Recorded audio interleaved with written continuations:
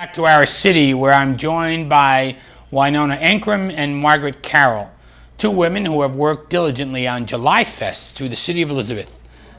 Winona, welcome to the show. Oh, thank you, thank you. Margaret, welcome to the show. Thank you, thank you. You got your shirt on already about the 15th annual July. Is that this year or next year or last year? A couple of years. A couple of years 15. ago. How many years are we in now, Winona? This is the 19th year. 19th year July Fest. First of all, Winona, why don't you tell us what is July Fest? Well, July Fest is a day when we bring community, agencies, organizations together. They get information, testing, music, free food, and just a day of enjoying and mingling with each other and finding out all kind of things that goes on.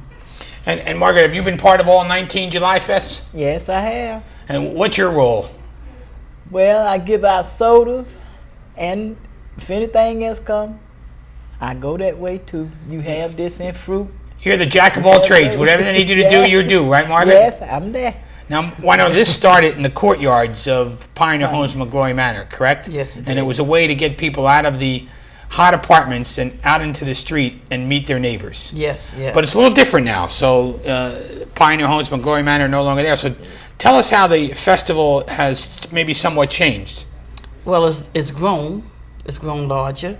Many other people have become interested in it. We have new residents in the community. We're bringing in new residents into our July Fest now. We're seeing different nationalities coming to the July Fest now. And it's growing. I believe it's going to be a good thing forever, as long as we can keep it going. And Margaret, you were there 19 years ago when they started, right? Were you and Yes. Winona part of the original committee? Yes. And how have you seen it grown through the years? Well, just like she said, it had grown a lot. And we see more people come in each year, more and more. Because the lady at the church, she missed it last year, and she got on me about it, so I gave her a flyer for this year. You got to make sure the lady at church gets here this year, yes, right? Yes, yes. What's your favorite part? The sodas or the hot dogs or the hamburgers or seeing the kids have fun? I started out with the sodas. That's been my, priority one was that. And then last year I went to the fruit. When Pat delivered that, she told me I took that over. Good. And Winona, the community clearly benefits from July Fest because, I remember one year you made me cook.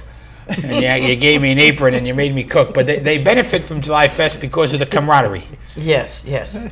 And because different agencies, sometimes some of our residents don't get an opportunity of knowing things that different agencies has to offer. And because of we have a new group coming in this year, Well Care, and they deal with a lot of seniors. And so we're looking for the seniors to be part of this July Fest. I spoke to the manager of Heritage Village that handled the senior part, and I asked if possibly they can get their van to bring their seniors over so they can get this information from this agency that's there geared for seniors. And Winona, some of these other vendors also provide some free testing. What kind of free testing is provided at this event? Oh, they get testing. They get glucose. We did have hearing for their hearing, blood pressure, cholesterol, and testing like that there mainly. Is that before or after they eat Margaret's hot dogs and drink a soda? Before, after, and during. Before, after, and during. And about how many agencies are going to be there? Right now, I think we're around up to 22, about 22, 23 agencies. And, and some of the agencies don't call until the last minute. And then some show up. They might not call and say we're going to be there, but they come anyway. So last year we had over 40 agencies. So I'm hoping this year we'll make it to that mark again. Let's talk about some of those. I mean, Trinitas is there, and Trinitas. some of the colleges are there as well. Yes, 4Cs. What do you call preventive links, and the city's there. Housing authority is there. The fire department, the police department is there. We have Josephine's place off Elizabeth Avenue and Future City, just to name a few. And the Future City and everybody, they interact with the kids really well too. They get the kids active in maybe the understanding the waterfront or the estuary and things of that nature. Yes, yes. Everyone who's there has something to offer. They either do a raffle, but it's the information that is so important, and they gather the information, and a lot of them use this information. When is July Fest this year? The 21st of July, And what time? from 4 to 7 4 to 7 in the afternoon, in right? the afternoon. And Margaret, you get there at 4 or you get there early to set up? We be there by 1. You get there about 1.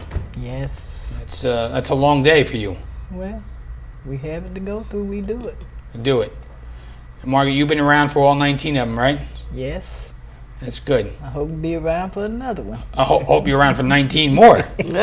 Well, we're trying to push Well, the 20th, 20. but we're running low on donations, and we're hoping that we can make it to the 20th for next year. Yes. Yeah, because it's a real problem in this economy on what the governor's doing to budgets and things. It's really causing people grief.